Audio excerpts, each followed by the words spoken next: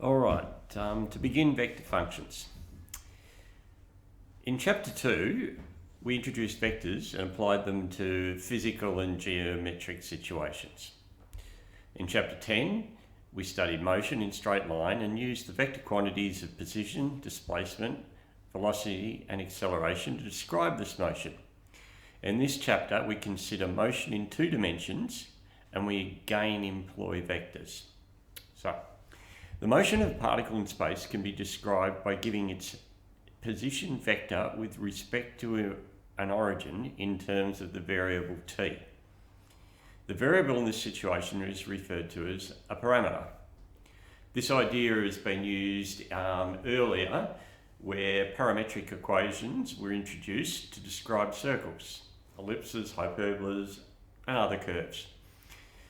Differentiation involving parametric equations was also used in Chapter 6. So what's it all about? Well, we're getting there. In two dimensions, the position vector can be described through the use of two functions. The position vector at time t is given by r of t equals x of ti plus y of tj. We say that r of t is a vector function. So with this r of t, the difference is you've got a vector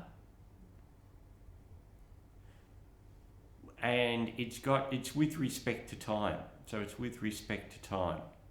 So in other words, you can know where it is at any given time. So not just what the final vector is. And that's what you did in Chapter 2.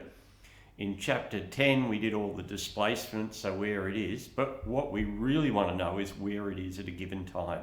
So we give it an I component and a j component.